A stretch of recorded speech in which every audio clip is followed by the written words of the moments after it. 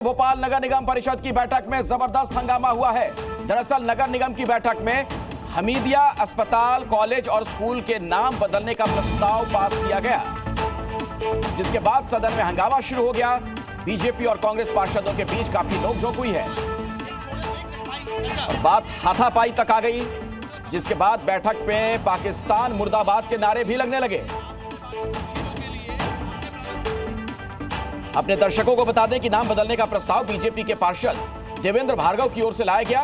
वहीं old Ashoka garden का नाम रामबाग करने का प्रस्ताव पारित हो गया।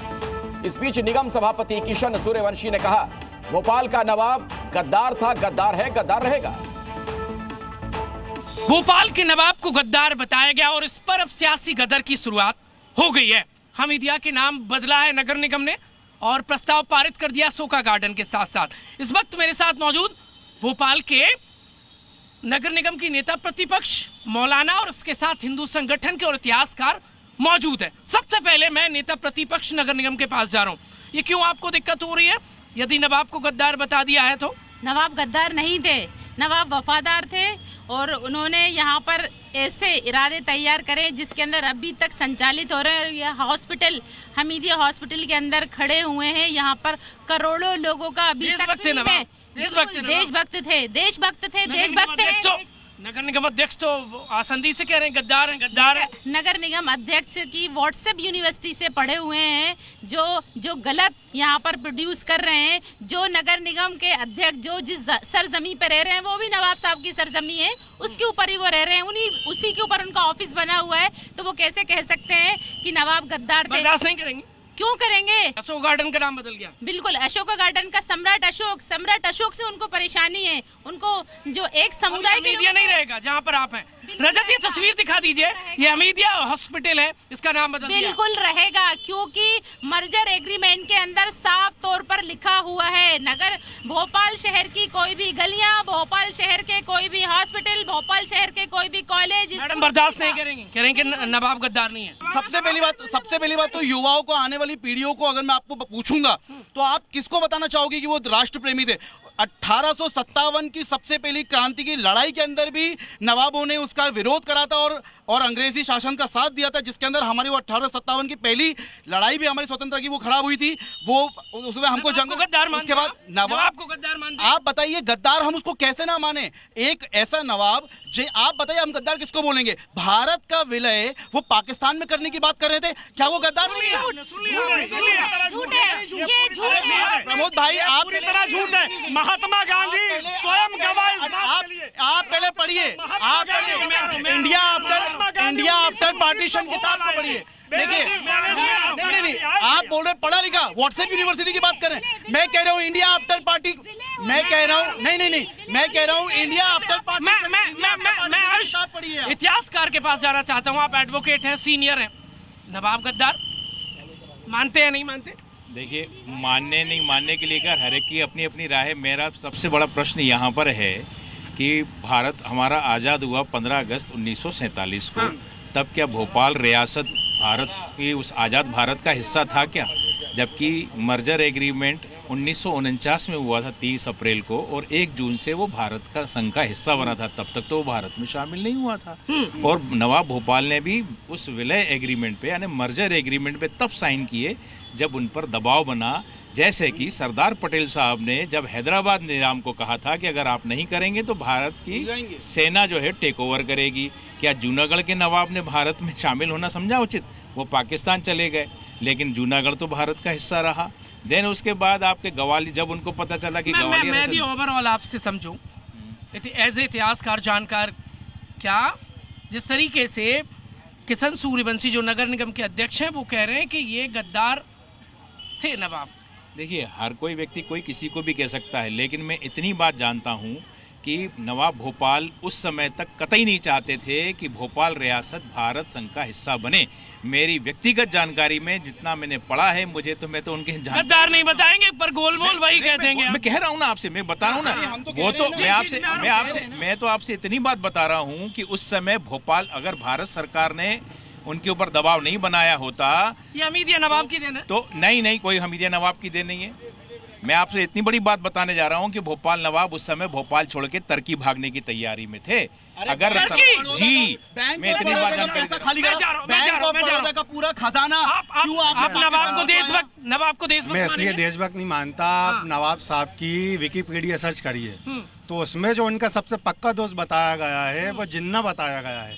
तो वो कैसे है जी बिल्कुल आप उनकी विकिपीडिया करिए, गूगल से करिए। तो अब आप इंडिया आफ्टर पार्टीशन ये बोल रहे हैं, ये गूगल और व्हाट्सएप का ज्ञान ये राहुल गांधी जी की यूनिवर्सिटी से पढ़ के आ रहे हैं। मैं बात कर रहा हूँ मैं आपको एक बहुत महत्वपूर्ण जानकारी देता हूँ। जो गजेटियर है सीहोर और भोपाल का, उसमें आज भी रिकॉर्ड में दर्ज है कि भोपाल रियासत का भारत संघ में विलय को लेकर विलय आंदोलन चला था, जिसको लेकर नवाब भोपाल ने उस समय उनका विरोध किया था। यहाँ तक कि उनके विरुद्ध कार्रवाई करने तक की नौबत आ गई थी। यानी वो नहीं चाहते थे कि भोपाल रियासत का विलय भारत संघ में हो।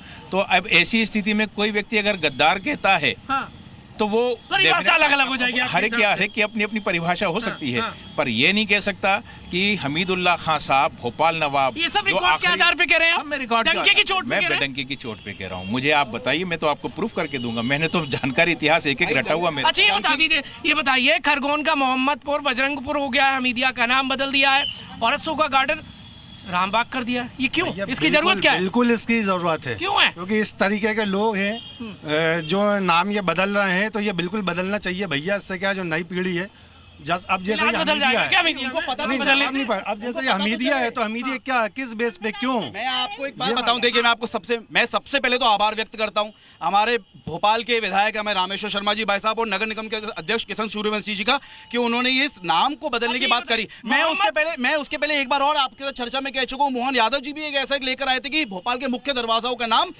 मुगल शासक लोगों को हटाकर भारत के जो हमारे राजा रहे, जैसे विक्रमादित्य रहे हैं, राजा भोज रहे हैं, महाराणा प्रताप रहे हैं, राणा संगा रहे, उनके नाम पर होना चाहिए। क्योंकि हमारे आने वाली पीढ़ियों को पता चलना चाहिए कि भारत का इतिहास क्या था। अच्छा ये बता दिए, हमीदिया नाम से क्या दिक्कत हो जाती है? हमें हमीदिया नाम से दिक्कत नहीं है, हमें हमारे धरोहर को अपनी पीढ़ी को आगे बताना, हमें उससे एक और सवाल, हमें किसी चीज से दिक्कत नहीं है। हमें आगे क्या दिखाना है? हमने जॉर्ज 5 हमने राजपथ का नाम क्यों बदल के हमने राजपथ का नाम क्यों? मार्कशीट फेंकेंगे हमीदिया। कौन सी मार्कशीट? जितने भी लोग पढ़े हैं, बरकतुल्लाह यूनिवर्सिटी, एक मिनट, डिग्री के अंदर बरकतुल्लाह यूनिवर्सिटी लिखा है, जितनी भी कॉलेज की मार्कशीट है उसमें हमीदिया कॉलेज लिखा है, जितने भी स्कूल है हमीदिया स्कूल लिखा है। मार्कशीट फेंक दे। अगर राजा से किसकी देन है? नवाब साहब की देन है। नवाब साहब के नाम से इतनी नफरत है तो पूरी मार्कशीट फाड़ के फेंके और है ना, सब पहली क्लास के अंदर एडमिशन ले पढ़े। अगर नवाब साहब के कलेक्टेड ऑफिस में ना जाए, भड़क क्यों रही है? नवाब साहब को क्यों गद्दार कहेंगे, भड़केंगे ऐसे? क्योंकि नवाब साहब का इतिहास अभी उन्होंने बोला कि विकिपीडिया से पढ़ा। मैं तो पूरा साक्षात लाई हूँ। अगर आपके पास रिकॉर्ड था, मर्जर एग्रीमेंट और सरदार वल्लभ भाई पटेल, सरदार 1917 झूठ। मेरी बात सुनिए। इतिहासकार से मैं बातचीत कर रहा था, उन्होंने कहा कि वो नहीं चाहते थे, वो टर्की भागना चाहते थे। नहीं, झूठ है। उन्होंने कहा लाइए टर्की भागना चाहते तो फोटो दिखाएं। ये झूठ है। इंडिया आफ्टर पार्टीशन एक किताब लिखी गई है, ये झूठ है कि हमीदुल्लाह खान साहब ने पूरा का पूरा खजाना जो बैंक ऑफ बड़ौदा में भोपाल के अंदर बैंक ऑफ बड़ौदा जो था उसका पूरा खजाना पाकिस्तान में भेजा गया है ना। 1917 का पेपर सैटरडे का छपा हुआ जिसके अंदर लिखा है, सुनिए ना मेरे नवाब को, क्यों नहीं लेकर आए? सुनिए तो मेरी बात सुनिए। आप हर जगह हंगामा करती हैं। मैं कल सदन में भी देख रहा था नगर निगम के। इसलिए करेंगे सच बात के लिए, सच बात के लिए हंगामा क्या? सच बात के लिए। भाई आप सब सुन रहे हैं? नवाब को लेकर क्या रहा है आप सब लोगों की?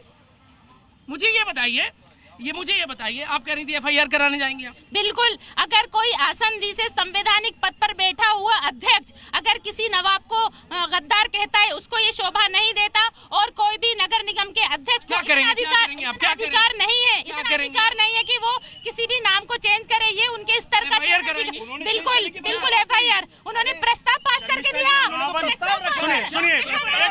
लड़िए मत। 52 साल तक RSS के मुख्यालय नागपुर पर तिरंगा झंडा नहीं लहराया। 52 साल तक के 52 नवाब ने 2 साल तक के बोले यहाँ पे तिरंगा नहीं फहराया। अभी कहा उन्होंने इसके पहली डिबेट में भी कहा कि 2 साल तक नवाब ने तिरंगा झंडा नहीं फहराया। 52 साल तक आरएसएस ने अपने मुख्यालय पर तिरंगा झंडा नहीं लहराया। वैक्सीनेशन के बारे में नहीं पता, आपको मर्जर के बारे में नहीं पता, नगर निगम के नेता प्रतिपक्ष और नगर निगम के अध्यक्ष।